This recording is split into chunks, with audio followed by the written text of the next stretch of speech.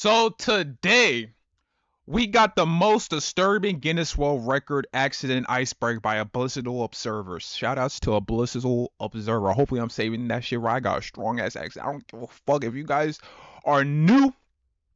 Subscribe to the channel. Also shouts out to a blissful observer for making this. How long is this? This hour-long video? I ain't gonna cap. I'm gonna try to make this as short as possible, but if you guys are new, subscribe to the channel. Let's check this shit out. This is gonna be entertaining, so let's get it. Icebergs full of Guinness World Records. Let's go. Lock in. Lock the fuck in. 25 Guinness World Records, 7 levels. Damn. I spent days compiling record attempts Sheesh. that pushed human limits to deadly extremes. I'm putting captions. We'll start with strange and risky challenges, then descend into moments so horrifying you won't believe they're real. Really? Let's begin at the tip of this iceberg. Let's go at the tip. Pulls. No pulls. Whoa. Never mind. I did not mean to say that. Level 1, I'm ready. 200-mile-per-hour flip. Oh. Thousands of spectators watched as a 10,000 horsepower speedboat accelerated across Lake Havasu in a record attempt. But as the speed climbed toward 200 miles per hour, the boat began to lose stability. Oh hell no, you're going 200 miles per hour in the water? Oh hell no, I would not do no shit like this, because if I'm in the water, I'm fucked. The run happened on April 26, 2025 during the Desert Storm shootout on Lake Havasu in Arizona. Oh, this is recent. This is an event known for attracting some of the fastest powerboats in the world, with teams using the lake's long straight stretch to push their machines to extreme speeds. This particular boat belonged to the Freedom 1 racing team. The team was attempting to challenge the lake's long-standing speed mark of 206 miles per hour. Sheesh. When the attempt began, the boat shot across the water as spectators and cameras tracked it from the shoreline. The hull skimmed across the surface as the speed climbed closer and closer to 200 miles per hour.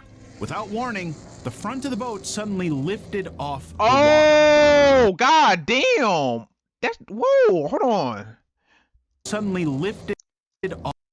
Yo, that nigga's literally upside fucking down right now. Off. Did it flip? Oh, did it flip? Never mind, it landed. No, never mind.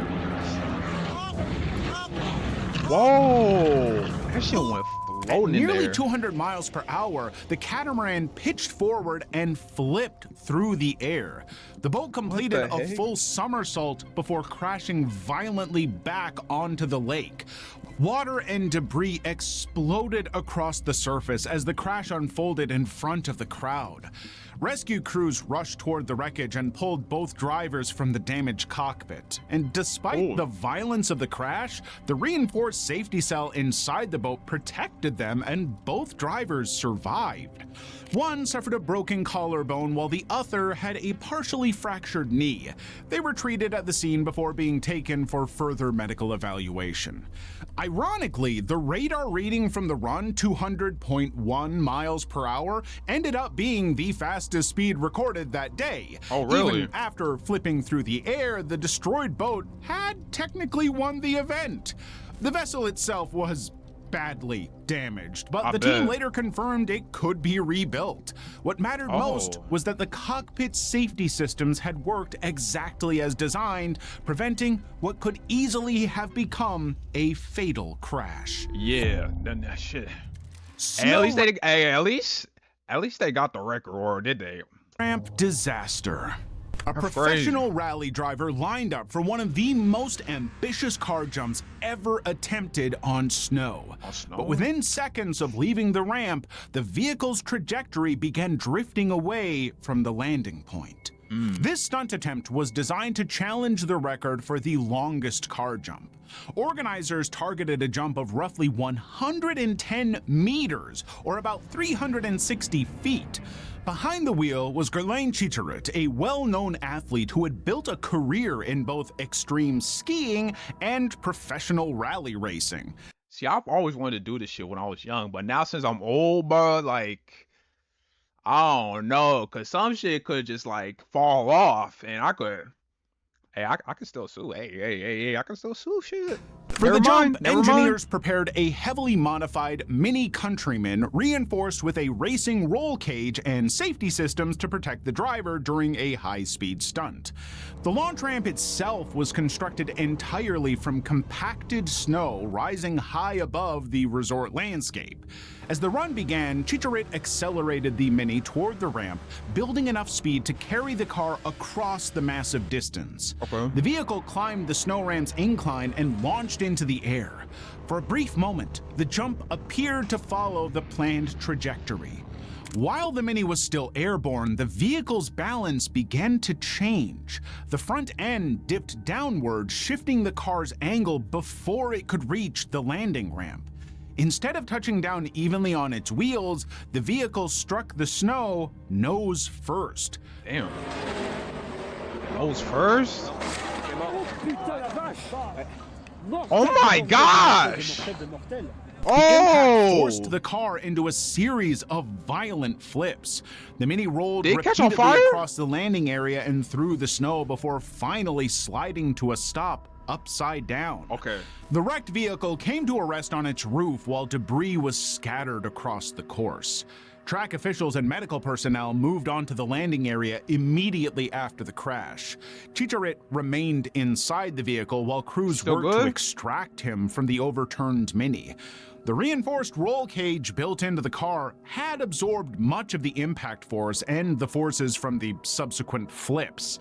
Chicharit was conscious following the crash and was transported by helicopter to a hospital for evaluation. Doctors later confirmed he had suffered a shoulder injury along with minor neck and back pain, but he avoided life-threatening trauma. Yeah, that's good. The world record attempt was abandoned after the crash, ending the event immediately. Yeah, later, no one ever attempted this. This is fucking dangerous as hell. Like, what the fuck? Analysis suggested the car's angle shifted during the jump, which eventually caused the nose to drop before the landing ramp, leading to the almost fatal accident. And I'm just glad he's all good, bro. That's the most important thing, bro. Like, god damn, because he really could have, like, that really could have been a life-changing fucking accident that could have happened. Like, no cap, bro. But I'm glad he's all good. Cliffside gamble. For a few seconds, the stunt looked almost beautiful. What is a motorcycle and its rider drifting through the air above a 200-foot cliff. Yeah, I'll just walk. But in the next moment, the experiment would turn into something far more dangerous. Whoa, where's he? Whoa! Where was he going? The next moment, where is he going? The experiment would turn into something far more dangerous. Yo! In November 1926, a small crowd gathered along the edge of Huntington Cliff in Los Angeles to watch a stunt that had never been attempted before. 26-year-old aviator Fred Osborne prepared to launch a full-sized motorcycle off a cliff with nothing but a parachute strapped to his back. He's dumb. Osborne rode a 4-cylinder Excelsior Henderson motorcycle and pushed it to roughly 60 miles per hour as he aimed directly at the edge of the cliff. The moment the bike was going off a cliff? Why would you do that off a cliff? You're... Damn, he said this was November 1926, so this is 100 years ago. Damn. Hold the fuck up. Hold the fuck up. I don't even want to think about that. Ground, he pulled the ripcord attached to the parachute on his back. He hoped the canopy would deploy quickly enough to slow both him and the motorcycle before gravity took over. For a brief moment, the stunt appeared to work as Osborne hung in the air with the motorcycle dropping beneath him. Wait, we're getting footage from 1926? Like this? They got this shit on the side.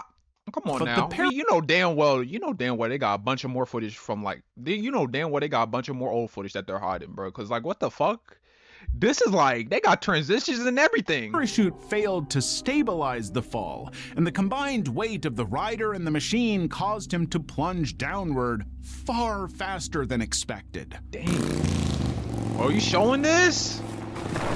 Yo! His descent was interrupted only because he struck a set of overhead telephone wires running along the cliffside. Those cables absorbed enough of the impact to slow him before he hit the ground. The collision left Osborne badly injured, with several broken bones and multiple teeth knocked out, and he was rushed to a hospital shortly after the accident. The stunt itself was considered a failure because the parachute system failed to properly control the motorcycle's fall. Oh, now you want to blur it. Okay. Now, despite that outcome, the attempt entered record books as the first documented motorcycle parachute jump. This made it one of the earliest extreme stunt experiments connected to what would later become Guinness World Records.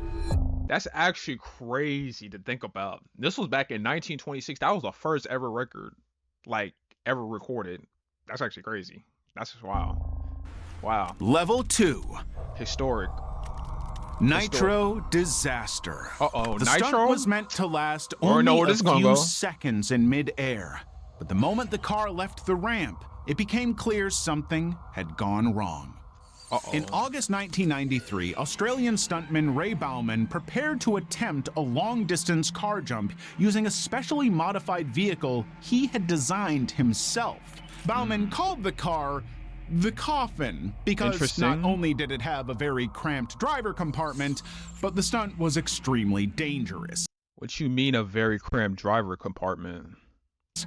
For the record attempt, a long row of junk vehicles was positioned between the takeoff ramp and the landing ramp. To achieve the required launch speed, Bauman accelerated to approximately 125 miles per hour during the approach. Damn. Just before reaching the ramp, he engaged a nitrous oxide boost system, giving the engine an extra surge of power. The car shot up the ramp and lifted into the air, and almost immediately, the nose began dropping sharply as it moved through the air. Now he's ready. The nose. Hitting the ramp at 125 we already know where this is gonna go. Oh my gosh. Disaster. Oh my gosh. Yeah, he said disaster. God damn. Since the engine sat toward the front of the vehicle, I know that shit is fucked up. I know. Hopefully he survives, but I know damn well that car is all torn up. Hopefully he survives. The extra weight pulled the nose downward as the car moved through the air. Instead of gliding across the obstacle, the car descended directly toward the line of junk vehicles. Dang. The front end struck the cars with tremendous force. The collision ripped the car apart, tearing the front half away from the rear chassis. The rear section containing the driver compartment spun and rolled across the track amid scattered debris. When the wreckage stopped, the driver's compartment was still largely intact. It was? Bauman remained inside. He had sustained a broken leg, but he survived the crash. Oh, that's good. The stunt vehicle had been completely destroyed, ending the record attempt instantly, though adding to the pile of junk vehicles that it was attempting to cross. Bauman never attempted the jump again, and the crash became used in stunt training videos as an example of how dangerous long-distance vehicle launches can be. Yeah, you shouldn't do it. That's just some dumb shit. Like, why would you just go off a ramp with a vehicle? Vehicles are meant to drive from get to point A to point B. So if you want to go do that shit, look where he ended up. In crutches, nigga. Come on now. Turns out that vehicle that's meant to stay on the ground shouldn't go up in the air. Exactly. 25 trucks. On February 29th, 1992, stunt rider Robbie Knievel prepared for a jump that would send his motorcycle flying over a line of pickup trucks. What's Robbie about to do? He was the son of legendary daredevil Evel Knievel, and he had built his career around high-risk motorcycle jumps. Really? On that day, he set out to break a new world record by clearing 25 pickup trucks, a total distance of about 180 feet from ramp to landing. The stunt required careful timing and enough acceleration to carry the motorcycle across the entire row of vehicles. As Robbie raced toward the takeoff ramp, the motorcycle accelerated at full speed. At full? Oh, yeah, broken neck. Yup. The motorcycle launched into the air and began passing over the lineup of trucks. He cleared the first 21 trucks, but the Damn, he cleared 21, but couldn't clear the other four. Oh, yeah, and bro, I feel like he broke his neck on that fucking ramp. Like, ugh, I'm glad he burned that shit out. I do not want to see nobody getting hurt like Reduced that. speed shortened the flight just enough that the motorcycle's rear tire struck the top of the 22nd truck. The impact knocked the bike off balance and threw Robbie over the handlebars. Oh. He slammed onto the landing ramp and slid across the surface before coming to rest on the pavement beyond it. The crash left him with deep abrasions across his lower back and buttocks, along with other minor impact injuries, but he remained conscious and survived the accident. Oh, that's good. The failed That's attempt good. and the record jump was never completed that day. Damn. Robbie Knievel I know would he's pissed that he didn't even get to beat the record. He put all his effort into it and still didn't get to beat the record. He in the hospital all injured. Like, oh my gosh, I know he's mad. I know he's mad performing and upset. increasingly dangerous same time. jumps in the years that followed, eventually attempting stunts even larger than the truck jump that nearly ended his run. He's tripping. Oh, he made it. Okay, I was about to say, don't show me another video of him getting hurt now. Like, come on now. That's my boy Robbie. Now we at edge of space. Come on, next. Former U.S. Navy parachutist Nick Piantanida set out to attempt one of the most extreme skydives ever attempted, a free fall from the edge of the stratosphere. A high-altitude balloon would lift Piantanida inside a small gondola until he reached the upper atmosphere. From there, he would step out and begin a record-breaking fall back to Earth. In 1966, Piantanida launched another attempt from the United States. The balloon began its slow climb, rising higher and higher through the atmosphere as the mission team tracked its ascent from the ground. Oh, they did this? I never knew they'd fucking raise the balloon all the way up to the fucking stratosphere in 1966. Good to know. Eventually, the gondola reached around 57,000 feet above the Earth. At that altitude, the environment is completely hostile to human life. Survival depends entirely on pressure suits and oxygen systems functioning correctly. So you're telling me this balloon went up 57,000 feet above the Earth? This is my first time even hearing about this. Like, what the fuck? I never even knew this happened. What the hell? Is still going? Wow, that's interesting. That's very interesting. Wow. Okay. During the climb, his helmet malfunctioned, causing a sudden loss of pressure and oxygen inside the suit. Oh, Without no. oxygen, Piantanida quickly lost consciousness inside the gondola before he could even attempt the jump. The ground team monitoring the mission noticed that he had become unresponsive, and once they realized what had happened, they immediately began bringing the balloon back down. When the gondola finally reached the ground, Piantanida was still alive, but in critical condition. Doctors soon determined that the prolonged lack of oxygen had caused severe brain damage. Oh my god. He never regained consciousness. Nick Piantanida remained in a coma for several months before dying from his injuries. R.P. How do you pronounce the name? Oh, hold the fuck up. I don't know if I can pronounce. I'll probably fuck up his name, but R.P. Piantina. Man, you went up 57,000 above the Earth, bro. In a balloon, nigga. What? Bro, R.P. man. You a soldier. The accident ended his stratospheric skydiving project and became one of the most devastating tragedies connected to high-altitude balloon jumps. Yeah. Damn, this is my first time knowing about that. That's crazy. Level 3. Level 3, okay. Glass dive collision.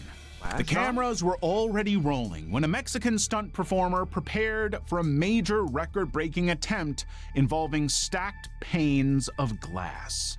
Within seconds, the stunt would turn into one of the most disturbing accidents captured during a glass-breaking challenge. Jesus Half-Animal Villa had built a reputation in stunt circles for performing physically punishing demonstrations, and in July 2013, he attempted a Guinness World Record stunt that required him to crash through a glass weighing more than 20,000 grams. What is Team Half-Animal? 20,000 grams. There's no way. You telling me he's about to do this? He's not built like that. He's not made. It's a movement. It's like your sixth sense. And one of the key things is failure. Never be afraid to fail. And this record... Hey, that's facts. Never be afraid to fail. That's facts. It's so extraordinary It's I so like them. extraordinary. I like them. When I like performed them. correctly, the body would strike the glass at the right angle and with enough momentum to shatter the panels while allowing the performer to continue moving forward without hitting the support structure. The stunt depended on both speed and alignment, so even a slight change in the angle of the dive could cause the performer to collide with the frame instead of passing cleanly through the glass. Bro, yeah, that's bro. See, this type of shit is dangerous. You over here diving through glass and shit, bro. Like, you need more than a fucking helmet to do this shit. I ain't gonna care. It began Via set off toward the setup while television cameras focused on the glass structure ahead of him. Spectators watched closely as he built speed before launching himself forward. The dive did not align as intended. Really? Instead of striking the glass panels in the correct position, Via hit the structure at an awkward angle. The collision halted his forward motion almost immediately. And there he goes. And he's off. For the first pane of glass. Hits the train. Hits it hard, but he breaks.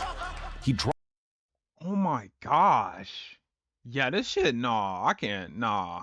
to the ground Diving through moments after glass? the impact. Hell no. The force of the hit caused a severe cervical spine injury, effectively breaking his neck during the stunt. Oh my gosh. No, don't let me Medical pause right personnel there. moved in to stabilize Via's neck before carefully transporting him away to a hospital. Despite good. the seriousness of the injury, Via survived.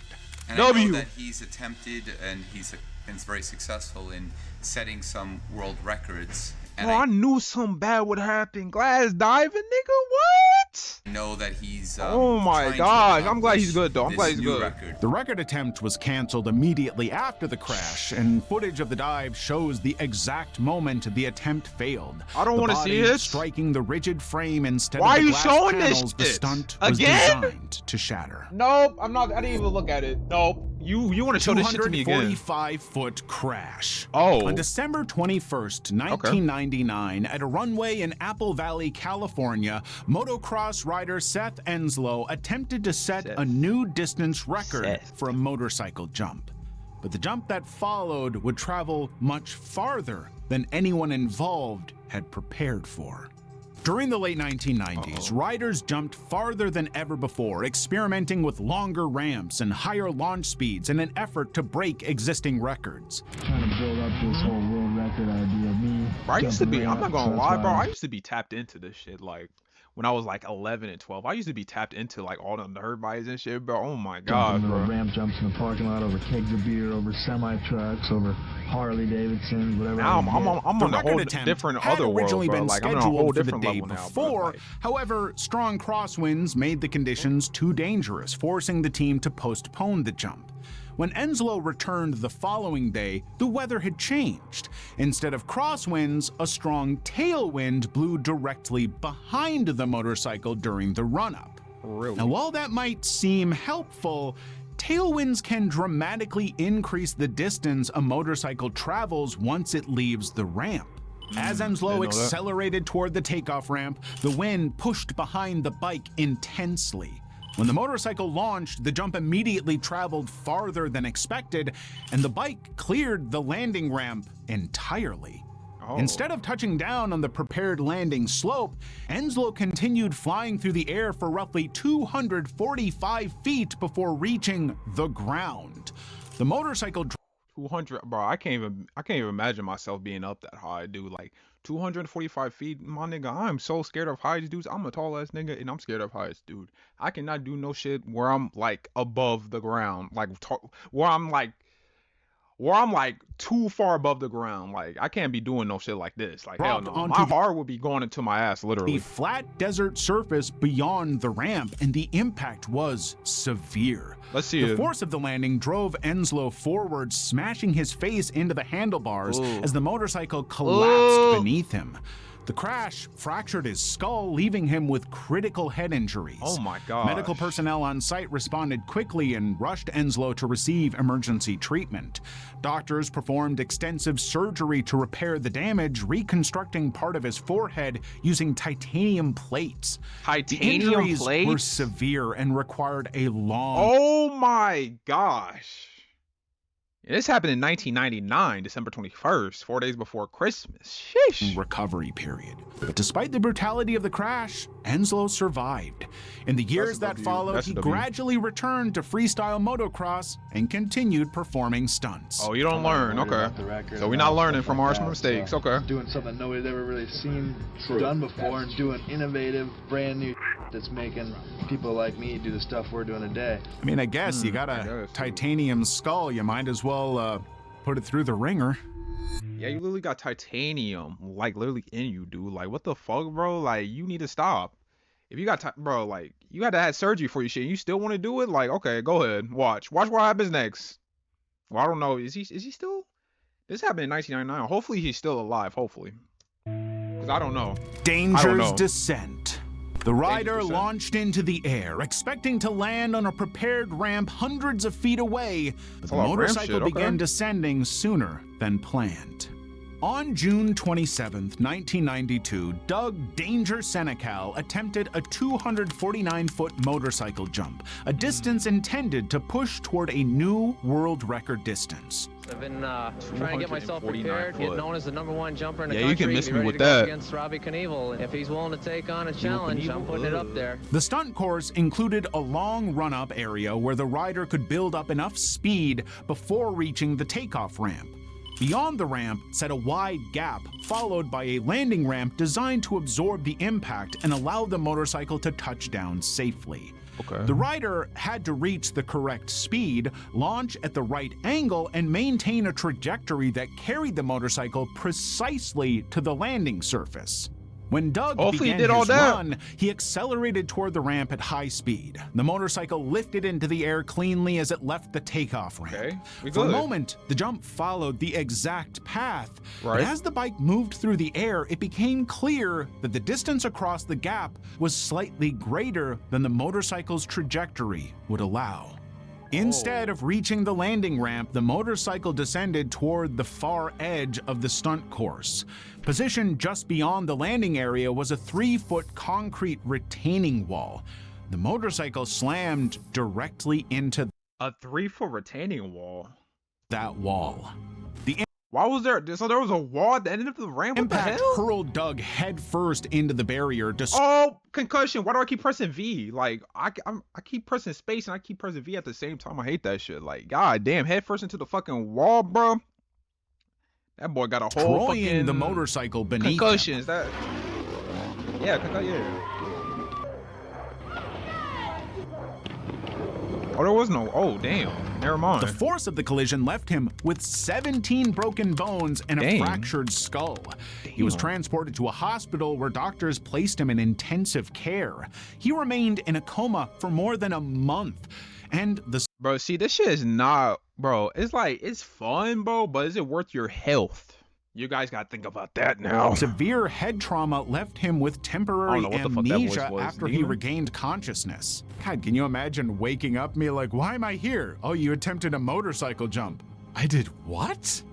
Recovery took months of rehabilitation before he could walk normally again. Damn. Senecal eventually returned to the stunt world and continued performing motorcycle jumps, turning the crash into one of the most talked about near-fatal accidents in distance jump history. Hey, if that's what you want to do. Caesar's Palace crash.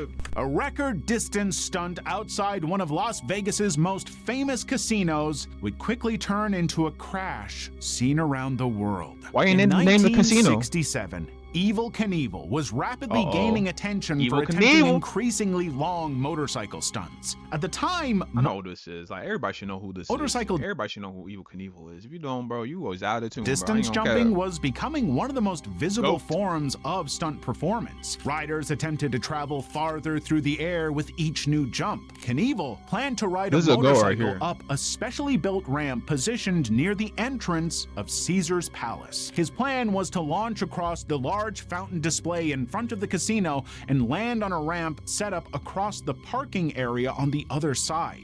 The total distance of the jump was approximately 140 feet, making it the longest jump Knievel had attempted in his career at that point. This Hopefully he also makes placed the stunt among the more ambitious motorcycle stunt distances attempted during the era. A crowd gathered around the casino grounds while cameras were set up to capture the jump. When the attempt began, Knievel accelerated toward the takeoff ramp. The motorcycle climbed the ramp and launched into the air, clearing the fountains below. For several seconds, the stunt appeared to unfold exactly as planned. However, as the motorcycle descended toward the landing ramp, its alignment shifted.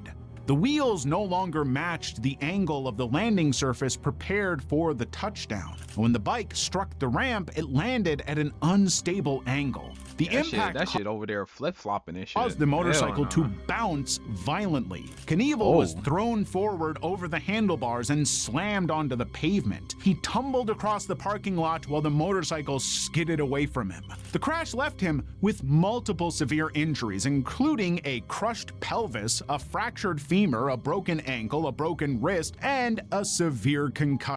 God damn. That's a bunch of fucking broken shit. All broken bones and shit. God damn, bruh. Shit. He also spent several days in a doing this coma as doctors monitored his condition. When footage of the accident aired nationally on ABC's Wide World of Sports, millions of viewers watched the moment Knievel lost control on the landing ramp and was thrown across the pavement. At the time those broadcasts were being shown across the country, Knievel was still lying unconscious in a hospital bed after spending nearly a month in a coma. The crash that nearly killed him also became the moment that introduced Evel Knievel to the world. The record attempt so That's Evel Knievel for you. far were tragic, but in the next levels, But I'm glad he's all good though, cause that shit could have just like got him gone. survival right up out of here. isn't Like, just like that. guaranteed. So subscribe and keep watching. Of course, always. Level Always. 4. Rolls-Royce ramp. Rolls Most Royce. motorcycle stunts use ordinary cars as obstacles. In You get fancy in this shit. 1977, one stunt performer decided to use something far more unusual for his jump. British stunt performer Robin Wintersmith wanted to set a new motorcycle distance record. Instead of lining up scrap cars or standard vehicles across the track, he arranged for something a little more dramatic. A row of Rolls-Royce luxury cars. The vehicles were positioned side by side across the stunt lane, forming a long barrier between the ramp and the landing area. That To shit hard. succeed, the motorcycle had to launch from the ramp, clear the cars, and land safely on the far side. Everything depended on distance. When the attempt began, Wintersmith accelerated toward the ramp.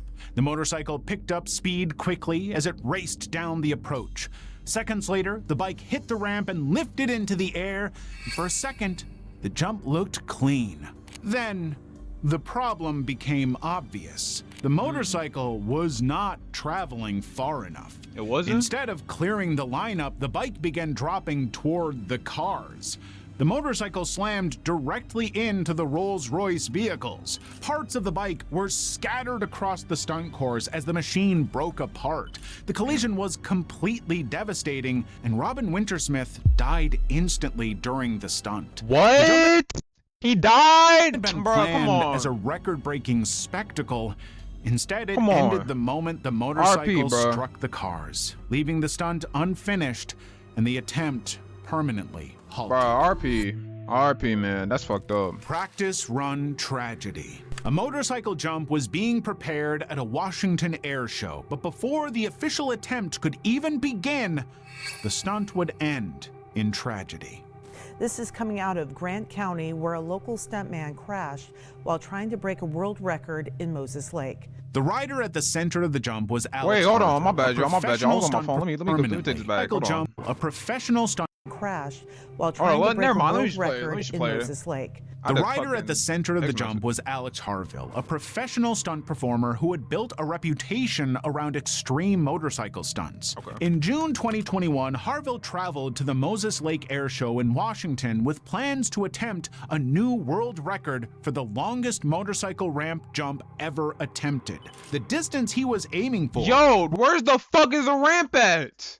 He is not bro. He's gonna hit this right here. He is not making this. The ramp's not even on the fucking screen. Was 351 feet. He's not making that. Beyond existing records and make the attempt the longest ever attempted. Before the official jump could take place, Harville began a practice run to test the alignment of the ramps and determine the correct speed to cover the distance. He accelerated down the runway, building speed as the motorcycle approached the takeoff ramp, and when he reached the end of the runway, he launched into the air at more than 100 miles per hour. The motorcycle climbed high above the course as spectators and crew members watched his trajectory over the jump. For a moment, the flight appeared to be following the expected path, but as the motorcycle began to descend, the distance turned out to be slightly short. Instead of landing on the ramp that had been set up for the jump, the motorcycle right here. Struck near the right there. Upper edge of the landing structure. The impact stopped the bike almost instantly. Harville was thrown forward from the motorcycle and the crash ended violently at the base of the ramp. Emergency crews rushed to the scene and transported him to a nearby hospital. Despite the rapid response from medical teams, Harville died shortly afterward from blunt force trauma sustained in the crash. Harville had been preparing to attempt the official world record jump the following day. The practice run, meant to test the ramps, became the final jump of his career. That's fucked up, bro. RP, bro. Runway drift. On a runway at Loring Air Force Base, a turbocharged motorcycle began accelerating toward a number very few riders would you all ride this? What the fuck? What year was this made? Had ever reached. In 2013, Bill Warner returned to the massive runway in Limestone, Maine, a place that had become famous among speed racers because of its long, flat stretch of pavement. Warner had already broken records there before. This time, he wanted to get there even faster. The machine he brought with him was a heavily modified Suzuki Hayabusa, equipped with a powerful turbocharger and engineered specifically for land speed racing. When the timed run began, the motorcycle surged forward down the runway. The engine sped up as the bike continued gaining speed, 200 miles per hour. But he better make this jump with that fucking advanced vehicle. What the fuck? 250.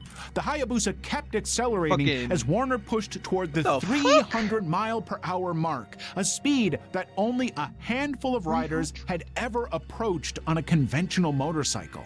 Then the motorcycle drifted slightly off its line. At nearly 300 miles per hour, even the smallest deviation can become uncontrollable. Within seconds, the bike left the runway, slamming into the ground and breaking apart along the edge of the course. Medical teams rushed to the scene and transported Warner to a nearby hospital, but the injuries were too severe, and Bill Warner died shortly afterward. Man, bro, get the fuck out of here, bro. What? Bro, RP Bill Warner, bro. What the fuck, bro? Hey, I'm not gonna lie. That 300 mile per hour fucking motorcycle, I'm not hopping on that shit. What the fuck, bro? Hell no. He was conscious and talking as he was taken to the hospital, but he was pronounced dead at Cary Medical Center at 11:15, which was about an hour after his fateful run. Whoa, hold the fuck up. No, hold the fuck up, because we gotta no. What the fuck? Why he had this? This seems, you guys let me know in the comments. Does this seem questionable? He was conscious and talking as he was taken to the hospital. So he was conscious and talking as he was taken to the hospital. So he was up and talking while he was at the hospital, okay? But he was pronounced dead at Cary Medical Center at 11:15. What time did the hospital, and when did this happen? Like, see, bro, like 11:15, see, like I need more, like, shit, bro. Like, what the fuck? Which was about an hour after. An hour after? Oh, so you're telling me he was conscious and talking, and now he's just dead? Okay, interesting. Right. Just moments earlier, the run had been building toward one of the fastest motorcycle speeds ever recorded. Instead, The attempt ended on the very runway where Warner had spent years pushing motorcycles to their limits. Man, RP, man.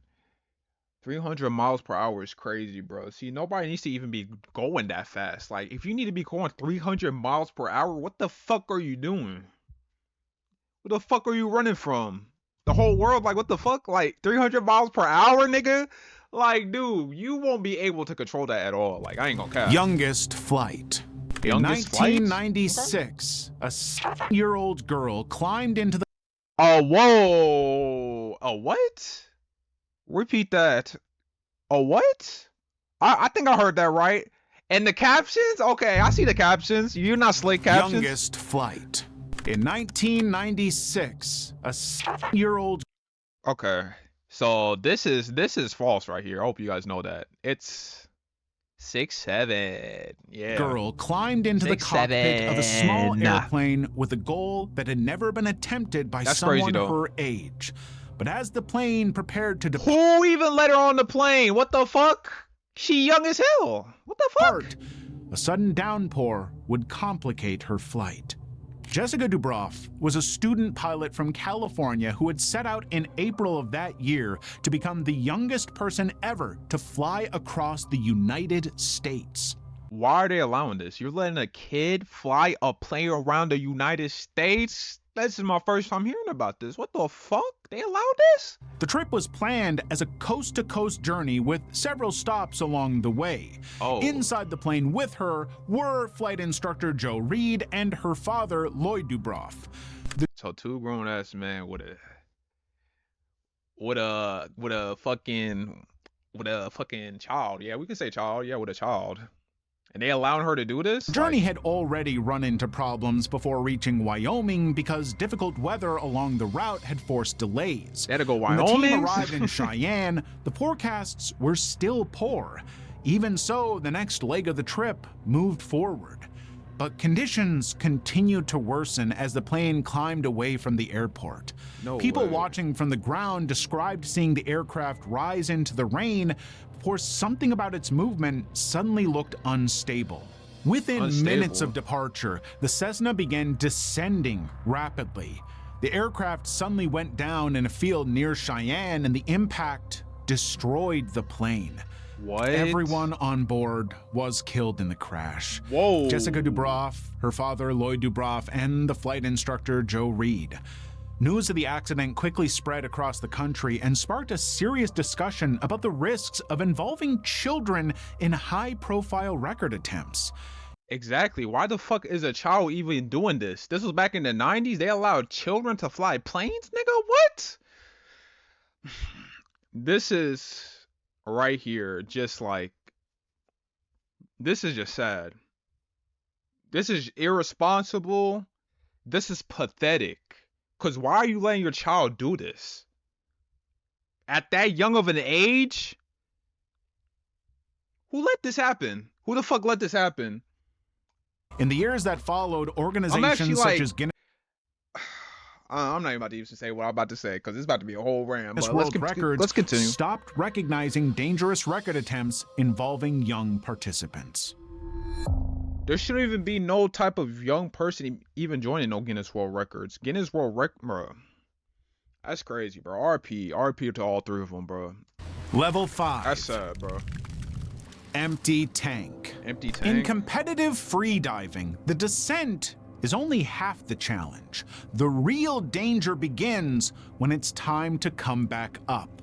And during one dive in 2002, that moment did not go as planned. The fuck happened? Audrey Mest was a French freediver known for pushing the limits of deep diving.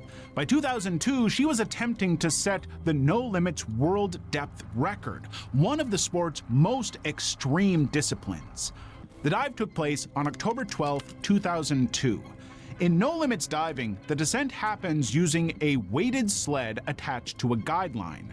The sled pulls the diver rapidly downward into the ocean, so returning to the surface works differently. The diver activates a lift bag system connected on an air tank. Once inflated, the bag creates buoyancy and pulls the diver back upward at high speed. Nest's target depth was 171 meters, or about 561 feet below the surface. God damn, he all the way down there. We need to start exploring the ocean. No cap, bro. That's the next thing. I think we all should need to start doing that shit. No cap. That distance pushes the human body close to its limits while holding a single breath. When the dive began, she climbed onto the sled and started the descent. The sled slid quickly down the guideline. Light from the surface faded as the ocean grew darker and colder, and within moments, she reached the planned depth marker. This was the point where the ascent system was supposed to activate. Right. But when Mesta attempted to trigger the lift bag, excuse me? Nothing happened. The air tank that should have inflated the bag was empty. Without air inside the bag, there was no buoyancy to carry her back upward. At that depth, every second underwater becomes critical. A safety diver eventually reached the system and manually inflated the lift bag, but by then, the ascent had already been delayed. The lift bag also did not provide enough buoyancy to pull her upward at the intended speed. See, you'll never see me do some shit like this, bro. I would never go underwater, bro. Like, bro, I would go underwater, but I would not go like 561 feet, like how deep that nigga went. I'm not going that far, bro. But I would actually try to fucking do some type of shit like this eventually in the future, because it seems kind of fun and vibey. But I'm not going under 500 or 400 or 300. Max I'll do is 200 or 100 feet. That's it. Instead of shooting toward the surface, the rise became slow and painfully delayed. Mest remained underwater far longer than her body could tolerate. Really? By the time rescue divers brought her back to the surface, she was unconscious. Attempts were made to revive her, but they were all in vain. Damn. Audrey Mest was pronounced dead shortly afterward. Bro, what the fuck, bro? RP Audrey Mest. The accident shocked the freediving world. Many divers began questioning the equipment preparation and safety procedures used during the record attempt. Her final dive to date remains one of the most widely discussed tragedies in the history of deep freediving. I didn't know. Crusader breakup. John Cobb had already survived speeds that most drivers would never dare to attempt. But this shit On old. Loch Ness, he was about to face a kind of speed that behaved very differently from anything. Loch Ness? Whoa, the Loch Ness monster? Excuse me? Is this the Loch Ness guy right here himself? John Cobb had already survived speeds that most drivers would never dare to attempt. On Loch Ness, he was the Loch Ness monster. I didn't know this was a real location. What the fuck? I thought the old nigga his name was Loch Ness. I was about to say, what the fuck? His name's John Cobb. I'm tripping. I'm not even locked in. Cause niggas over here texting me and shit, but what the fuck? I didn't know this was a real place. So the Loch Ness monster must be in here somewhere. About to face a kind of speed that behaved very differently from anything he had faced on land. By the early 1950s, Cobb was already one of Britain's most respected speed pioneers. He had set major land speed records, including a run of over 394 miles per hour in the Railton Mobile Special. Excuse me? 394 miles per hour? Making him one of the fastest men to ever drive on solid ground. After conquering land speed records, Cobb turned his attention to a new challenge, the world water speed record. For that attempt, he piloted a sleek experimental boat called Crusader. The craft used jet propulsion, which meant it did not rely on a traditional propeller. Cobb wanted to push the boat past 200 miles per hour, a threshold very few drivers had ever approached on water. On September 29, 1952, Cobb began his record attempt on Loch Ness in Scotland. From the shoreline, observers The Loch Ness is in Scotland? Okay. I did not know that. Okay. As the Crusader accelerated down the long stretch of water, the boat skimmed across the surface as the engine pushed it faster and faster. The speed quickly climbed, crossing the 200-mile-per-hour mark. At speeds like that, even small instabilities can become dangerous. The forces acting on the hull increase dramatically, and the water beneath the boat begins behaving almost like a solid surface. Within seconds, the Crusader suddenly lost stability while traveling at this extreme speed. God damn.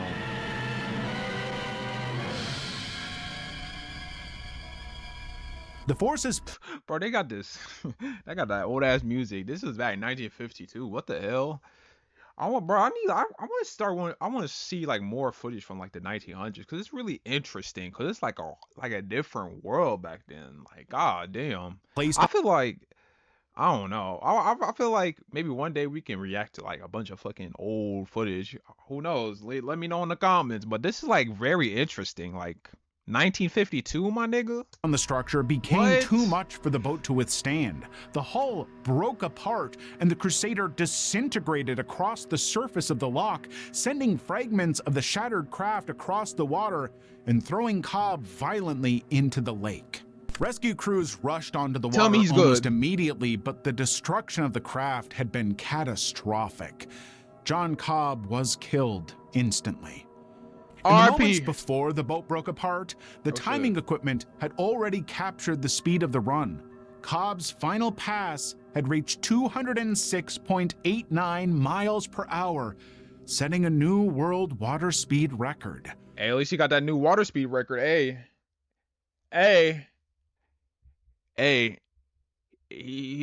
It was worth his life to get that world water speed record. Shout out to John Cobb, RIP. The fastest run of his life was officially confirmed only after the wreckage of the Crusader had already sunk beneath the waters of Loch Ness. Damn. Bluebird 300. To claim the new world record, Donald Campbell needed to complete 2 high-speed passes across the lake. However, during the second run, his jet-powered boat would begin to behave in a way no one on shore expected. This is interesting to look at. Donald had spent most of his life chasing speed. His father, Sir Malcolm Campbell, had been one of the most famous record-breaking drivers in Britain. So Donald followed the same path, spending years pushing machines faster on both land and water. By 1967, he was focused on breaking the world water speed record. His weapon for the attempt was a bright blue jet-powered hydroplane called Bluebird K7. The boat was built for extreme velocity. Instead of a propeller, it used a jet engine to blast the craft across the water's surface. Campbell brought the machine to Corniston Water in England, a long, narrow lake often used for record attempts because its shape allowed controlled high-speed runs. To officially claim a record, the rules required 2 passes across the measured course in opposite directions. Campbell completed the first run successfully, then something unusual happened. What the fuck happened? Instead of waiting to refuel or letting the water calm down, he turned the boat around and started the return pass almost immediately. Bluebird K7 accelerated again. The jet engine roared as the hydroplane raced down the lake. The speed climbed. Bro, so you're telling me they got technology like this back then? Oh no. Yeah, we got some crazy shit. We got some crazy shit right now. If they got this back in the day, oh yeah, we got some crazy shit. We got some crazy shit for sure. 300 miles per hour. Yeah, 300 miles per hour? Yeah, this is the second time I heard this. Yeah, they got some advanced technology that they for sure hiding for us. The front of the craft began lifting and the bow rose higher and higher above the water. And then the entire hydroplane left the surface. For a brief moment, the boat was airborne, and seconds later it flipped violently. The Bluebird slammed back onto the lake and disintegrated on impact. Or these boats always be flipping when they reach after 200 miles per hour. Like, goddamn. Hopefully they have a boat right now that can do that shit on water. This is some low. This is like 50s. God damn. Shit. The crash destroyed the craft instantly. Donald Campbell was killed as the shattered remains of Bluebird K-7 sank beneath the waters of Coniston. The wreckage of the boat remained at the bottom of the lake for decades. Campbell's body was not recovered until 2001, more than 30 years. Whoa, you got me fucked up. 2001? 30 years, nigga? Why was they still trying to find it? Nigga. Wait, whoa, it's not funny, bro. But you telling me they stopped searching since 1971 and they started searching back again in 2001? And we all know what happened in 2001. I don't even gotta say too much, but it's just like, it's crazy. I wonder why they was returning and searching. Like, what the fuck? 2001 is a 2001. Interesting. Years after the crash Interesting. that ended the record attempt. Rocket Firebird. On September 5th, 1983, a stunt driver strapped himself into a rocket-powered car and aimed it straight at a ramp in front of a large crowd. That's it? The plan was to launch the vehicle across the track and land on a specially built ramp on the other side. But that idea would prove to be too risky. We thought it was a good promotional idea, so we let them use it for a couple of months while they towed the car around. It was a good car that we had got for Ken. It was a roadworthy car. Ken Carter was a Canadian. Oh, whoa! Just replace the T and the R with the SON. Come on now. Stunt performer known for attempting extreme vehicle jumps. And for this stunt, Carter designed an unusual machine. He started with a Pontiac Firebird and heavily modified it. Firebird? The most dangerous addition was a set of homemade rocket boosters mounted to the car. What? The rockets would ignite during the run-up, pushing the car to enormous speed before it hit the ramp. A sloped landing ramp had been built far across the track.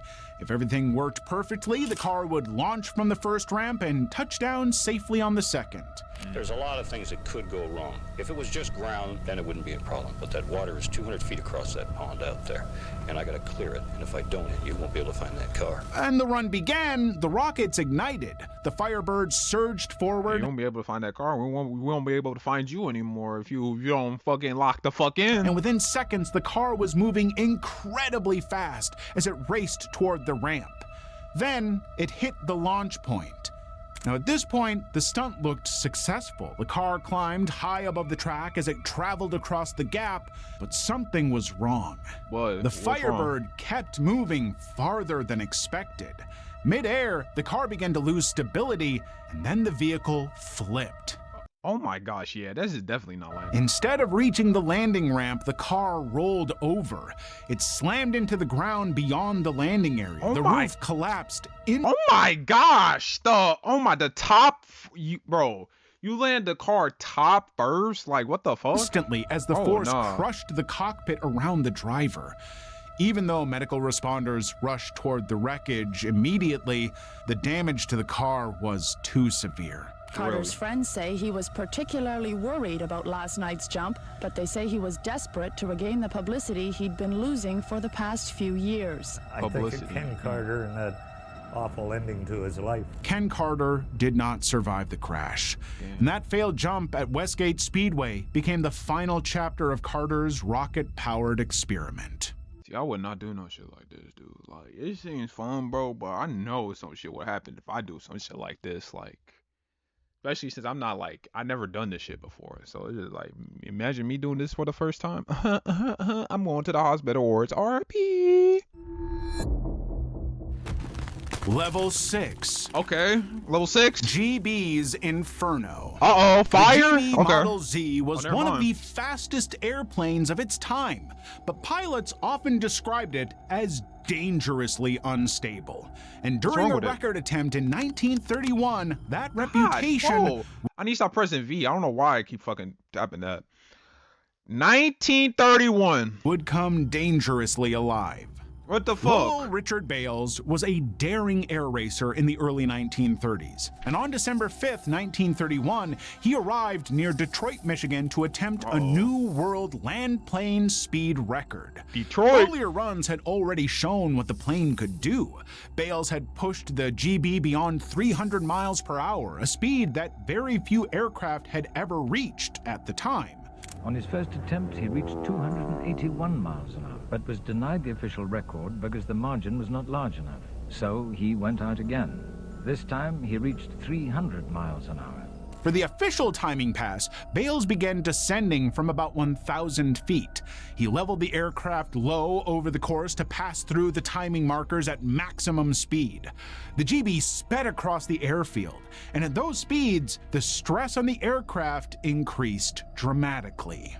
Suddenly, the nose of the airplane pitched upward. Witnesses saw the change happen almost instantly. The structure began to fail and the right wing tore away from the aircraft. The remaining section of the aircraft plunged toward the ground. When the wreckage struck the airfield, it burst into flames. In the air? Oh, wow, landing. Oh, never mind. God damn. Bales had been thrown from the aircraft during the breakup, but he was killed in seconds. In a grim twist, the timing equipment had already recorded his speed during the pass. What was the speed? Lowell Bales had just set a new world land plane speed record. W. The record was confirmed shortly after the crash. Bales did break the record in the GB. Only 3 were ever built, and both the others crashed, killing their pilots. But Bales never. Bro, I realized he's like this commentator back then. This is 1931. Like you see how the commentator is so chill and not like performative. Like listen to how he sounds. Like he sounds so chill and peaceful. Like nowadays you got, bro. I don't know. I'm not gonna say too much, but bro, he sounds chill. Only 3 were ever built, and both the others crashed, killing their pilots. Like, bro, he's talking so peacefully and calmly. Like, dude, like what the fuck? Bales never lived to hear the result. Nowadays, niggas don't even be talking like this. They're all performative. The 28th impact. 28th 30 impact, cars sat lined up across the stunt lane, forming a wall of metal that stretched farther than most motorcycle jumps had ever dared to go. A stunt rider prepared to attempt something that, if it worked, would push the limits of distance jumping far beyond what anyone had previously managed. On August 4th, 1974, motorcycle stunt performer Bob Pliso aimed to clear 30 parked vehicles arranged in a straight line, an enormous step beyond what the sport had seen up to that point. At the time, the standing motorcycle jump record was 23 cars, which translated to roughly 171 feet. Pliso's goal was not. I feel like, I don't know. Like, give me a little training on this shit, bro. I could do this shit, bro. I feel like I could break any record on this bitch. I to beat that record. I just gotta get some training in, bro. It'll take me like a month, bro. I don't need no 3 to 6 months. I only need like a month to do this shit every fucking day. Then I can do this shit for sure. The entire line of 30 vehicles. This would push the distance of the jump close to 200 feet, which would make it one of the longest motorcycle jumps attempted during that era. But even before the motorcycle rolled toward the ramp, there were already warning signs surrounding the attempt.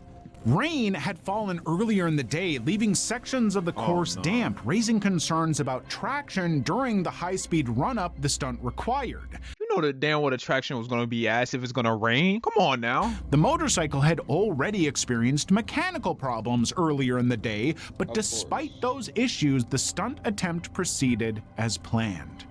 The lineup of 30 cars remained positioned across the lane, the takeoff ramp was set in place, and everything was prepared for the jump. Pliso accelerated toward the ramp and launched the motorcycle into the air. For the first moments of the jump, everything appeared to be going according to plan as the bike cleared the first rows of vehicles without any problem. The motorcycle kept traveling across the lineup, moving farther and farther over the parked cars as it passed over 27 vehicles in mid-air. Speed and distance were not enough to carry the jump all the way across the line. He didn't make that? It looked like it. As the bike descended, the rear tire slammed into the roof of the 28th vehicle, and the sudden impact instantly ended the flight. The collision threw Pliso from the motorcycle, sending his body crashing onto the pavement beyond the lineup of cars. The motorcycle itself did not. Bro, why can't they put like some protection like on the floor just in case? Like, bro, like, oh my gosh, like, it's so many people that lost their lives from this shit. Like, god damn, they need to start putting like protection, like put like a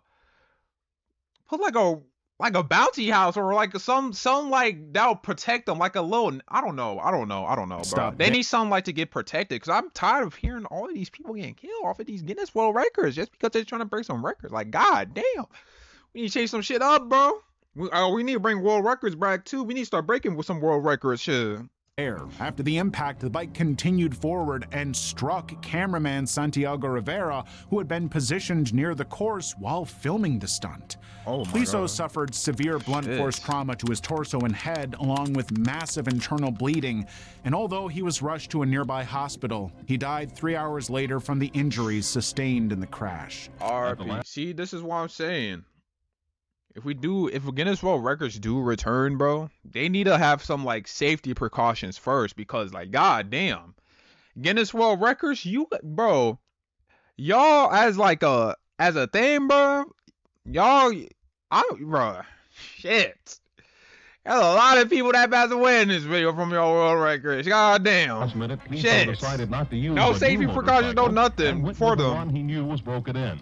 Pliso was traveling at an estimated 100 miles an hour when he hit the pavement. Pliso was rushed to a nearby hospital and died on the operating table 2 hours after the accident. Rivera survived the secondary collision, but the impact left him with a severely broken leg that required surgery, and the injury permanently affected his ability to walk, leaving him with a lifelong limp.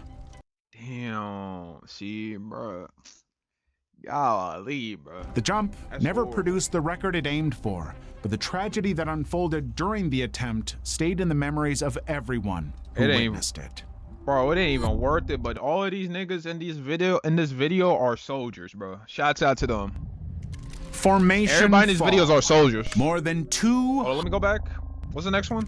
Formation fall. Got you. I got you. More than 200 skydivers stepped out of an aircraft high above the desert to attempt.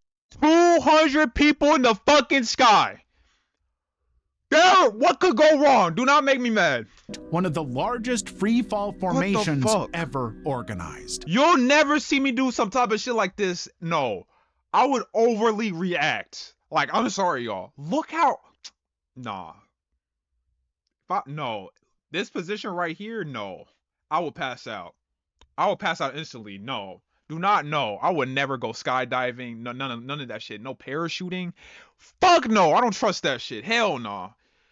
Hell no. I do not like heights like this. This is the type of heart that will get my heart beating. Cause oh fuck no, dude. Moments before parachutes began deploying, something went wrong for one of the divers. Oh my god. It was April 3rd, 2014, and a total of 222 skydivers were attempting a world record for the largest group freefall formation. 222 experienced skydivers from 27 countries all came to Eloy, Arizona for one reason: to set a world record.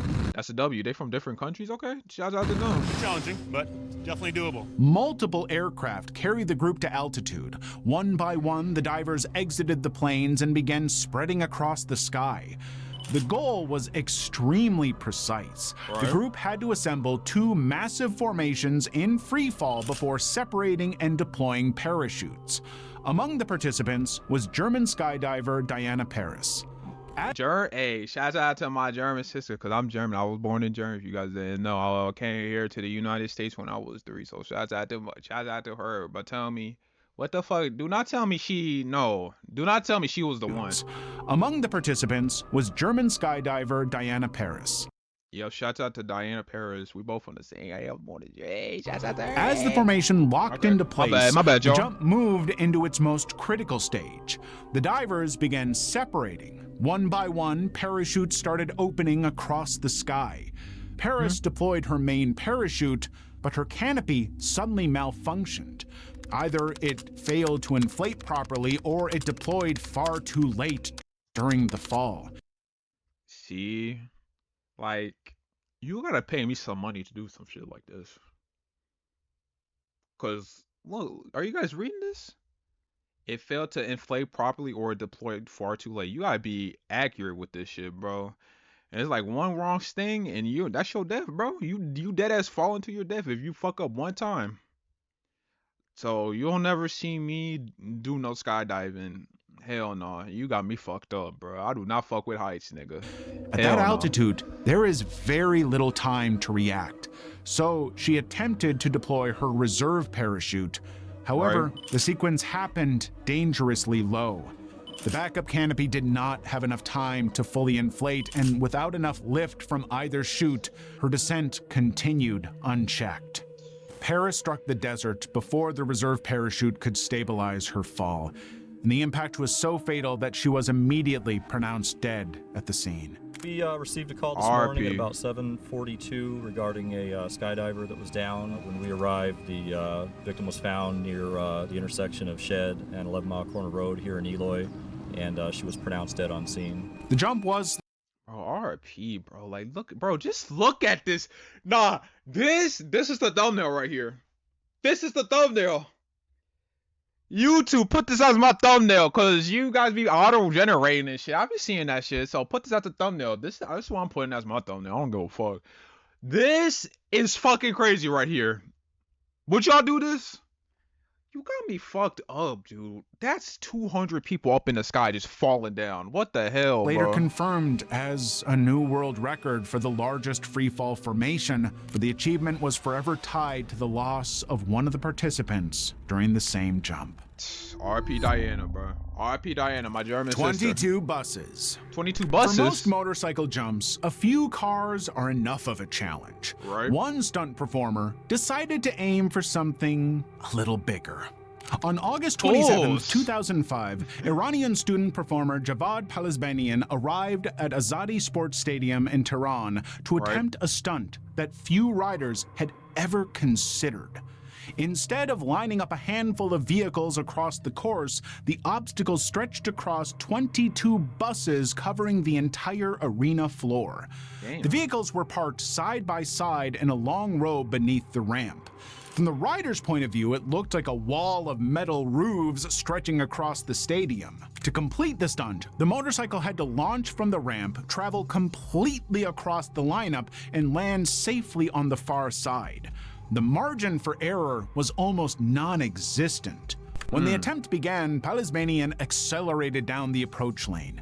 A few seconds later, the bike hit the launch point and lifted into the air. Instead of clearing the buses, the bike slammed into the roof of the 13th bus.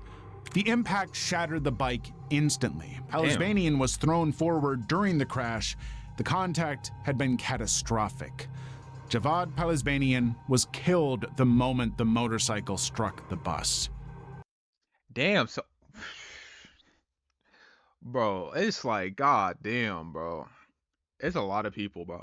This is too many people. Within seconds, the stunt show came to a complete stop as the arena realized the crash had been fatal. The row of buses that had been prepared for a record attempt remained exactly where they were, with the wrecked motorcycle still lying across the roof of the 13th bus. Level 7. Steam chamber. Steam chamber. Inside a sauna heated to more than 230 degrees, competitors sat silently waiting to see who can endure the heat the longest. It was the World Sauna Championships, a controversial endurance competition. This in Finland? What the fuck? Okay. Competition held in Finland. Contestants entered a sauna heated to extreme temperatures. Whoever stayed inside the longest would win. Bro, this is easy. All my life, I will win this. This is easy in a sauna? Come on now, sauna, bro. The sauna's relaxing to me, nigga. What? But the environment I'm winning that for sure, nigga. Inside the chamber was far beyond what most people experience.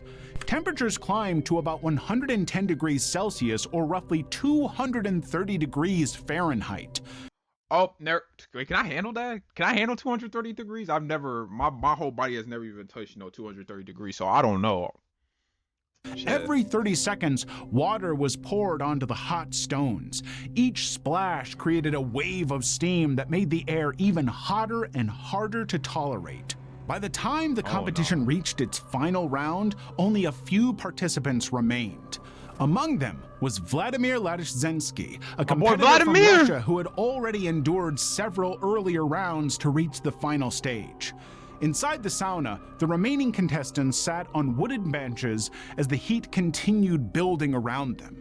Judges watched closely from outside the glass enclosure, monitoring the competitors while the intense conditions inside the chamber continued. Then, Latishzensky suddenly slumped forward on the bench. From outside the glass, officials could immediately see something was wrong. Officials rushed into the sauna. Bro, he's too old to be doing that. Vladimir, you are too old to be in a sauna, bro. Like, what the fuck? And pulled him out as the competition was immediately stopped. The extreme heat had already caused severe damage to his body. Damn. Medical personnel began treating him as soon as he was removed from the chamber. But despite those efforts, the effects of the heat were too severe. Vladimir Latishzensky died soon after the competition stopped. Damn. The incident shocked audiences. R.I.P. to my boy Vladimir, bro. That nigga, bro, he was too old to be even doing that. To join a sauna? 230 degrees? You too old to even be handling that type of shit. You need to be chilling at home. Like, you too old, bro. Around the world the moment it spread internationally. Give it to the young guys. After the tragedy, organizers announced that the World Sauna Championships would never be held again, bringing the controversial competition to a permanent end. W. That's a W. That's a W ending right there. I'm glad they shut that down because that was a bad idea to start with. I ain't gonna cap. North American Eagle. Across a stretch of desert in Oregon, a jet-powered vehicle began accelerating towards speeds that almost no car on Earth had ever attempted. Behind the wheel was Jesse Combs, a professional racer, fabricator, and television personality known. Damn, why she, bro? She's smiling way too hard, bro. Like Jesse Combs, like, I ain't gonna cap, Jesse, you smiling way too hard right now in this picture. I ain't gonna cap, like. God damn, just look at the cheeks and the eyes and the teeth. Like, she's smiling hard as fuck in this pic. God damn. Professional racer, fabricator, and television personality known for competing in extreme motorsport challenges. On August 27, 2019, Combs arrived at the Alvor Desert to attempt a new women's land speed record. The machine she was driving looked like a normal race car. It was called the North American Eagle, I'm not gonna lie, that's kind of clean. I ain't gonna cap. That's kind of clean. Ugh. Vehicle built from the fuselage of a Lockheed F-104 Starfighter, the same type of aircraft once used by the U.S. Air Force. Oh, really? Instead of a traditional engine, the vehicle used a powerful jet engine to blast across the desert surface. And this is the North American Eagle, an F-104 fighter jet on wheels without the wings. Its turbojet engine, bone stock, can produce over 45,000 horsepower. Its vehicle designed to reach land speeds of over 800 miles an hour. Okay, so what are we doing with 800 miles per hour?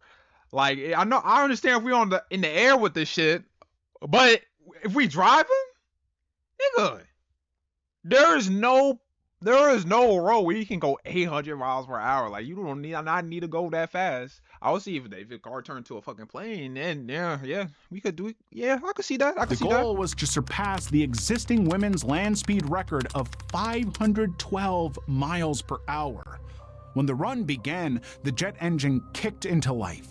The vehicle surged forward across the dry desert lake bed. Hundreds of miles per hour passed in seconds. At that speed, even small disturbances on the surface can become extremely dangerous. Whoa, what the fuck? It shit. That's how it operates? Okay. And this is actually kind of nice. I'm not gonna lie. I fuck with this. Then something on the desert floor changed everything. The desert floor. The vehicle struck debris, and that impact damaged the front wheel assembly, triggering a critical mechanical failure. With the front structure compromised, the vehicle could no longer stay stable. The North American Eagle veered out of control, crashing violently across the desert. Oh my gosh. Oh my gosh. Yeah, put that shit in black and white. Thank you. Thank you.